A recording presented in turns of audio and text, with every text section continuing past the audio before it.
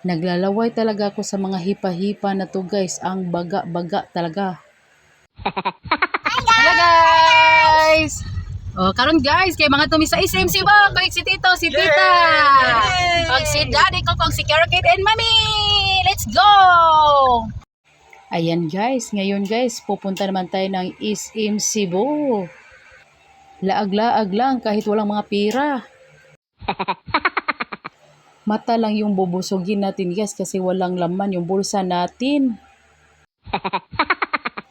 Lilibutin lang natin yung SM hanggang makapoy tayo. Hindi naman pwede mapundo-pundo ka lang sa bahay. Baka matigulang lang tayo. Tara, let's go! Dadaan muna tayo dito sa Mactan Bridge para makarating tayo doon sa SM Cebu. Okay lang yan guys, kahit wala tayong pira pero nakalaag naman tayo. Yung iba nga dyan, kahit maraming pira, yung pira nila inaagit-it na lang talaga pero hindi talaga nakalaag. Kaya ilaag nyo na talaga yan para hindi yan maagit-it. Kung hindi, ibigay nyo na lang yan sa amin kasi kailangan namin yan. Sana paliparan mo naman kami ng pira dito kahit coins lang. Para meron naman kaming pambili kahit gelato lang. Andito na pala kami sa SM Cebu. Ngayon, naakyat naman tayo patungo sa parking area.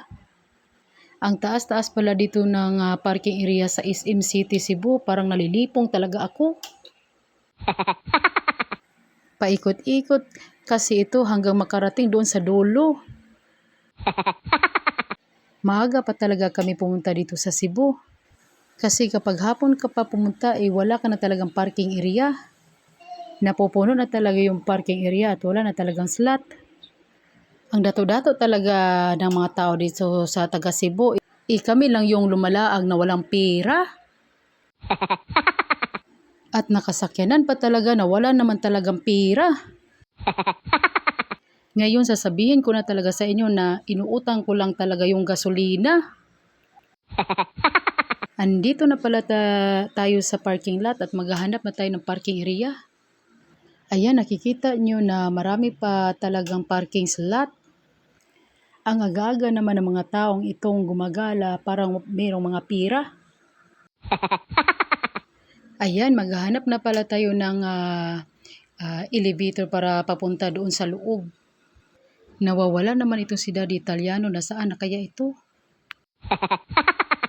Minsan parang tagulilong lang yan, nawawala. Andito na pala kami sa loob ng SM Mall at dito sa second floor. Pagpasok namin ay ito talaga ang nakabungad sa amin yung mga hipa-hipa. Nagkiyat-kihat lang talaga ako niyan kasi wala naman talaga akong pirang pambili. Pati mga kasama ko nagtingin-tingin lang din. Binubusog lang din yung mga mata nila. Pareho kasi kami walang mga pera. Ayan, pati din yan si Daddy Italiano. Tingin-tingin din, hindi naman niya makabili. Tihik pa yan sa manatad. Yung bibilihin yan, yung mga mura nga pero marami naman.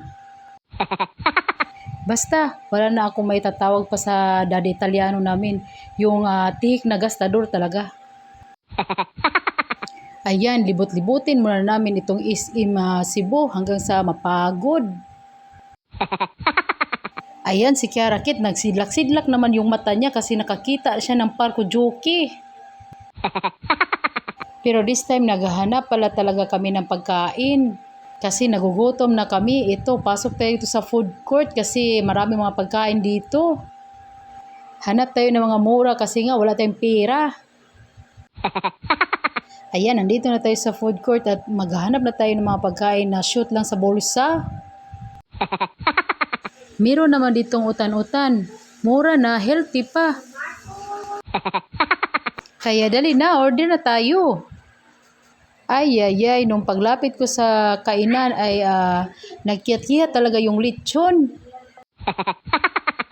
Parang nangamay talaga. Hindi nga ako nakaligtas sa high blood na ito. Kumuha talaga ako ng isa. Pero yung lechon, pinarisan ko naman ng utan. Okay rin yun kasi panagang yun sa high blood. Ayan, andito na kami sa table at kumain na kami. Ito si Kiarakit, nag-order lang talaga ng fried rice. Dali, kain pala tayo dito. Nagugutom na kasi kami eh. Ang bilis-bilis lang talagang matapos itong si Daddy Italiano kapag kumain. 5 minutes lang. Walang nguya-nguya, diretso tulon. Ito, natapos din kaming kumain at lumalabas na kami kasi si Kiarakit gusto nang maglaro. Ayan, nagpaturo-turo na siya sa parko jockey. Pero maghanap pa kami ng parko jockey sa babaw kasi pabalik-balik lang si Kiarakit dyan. Marami din kasing parko jockey dito sa SM City, Cebu, kaya maghanap pa tayo ng iba. Ayan, ito nakahanap din kami at ito ay bago. Kapag andito talaga kami sa mga SM, sa mga mall, wala talaga akong kawalan ito ni Kiarakit.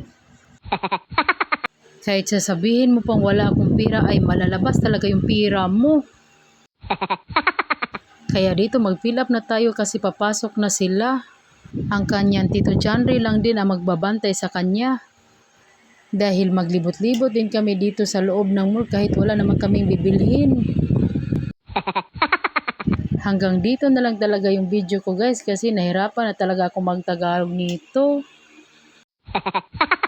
Bye-bye sa inyo guys at nang umalis na din kami. Thank you for watching.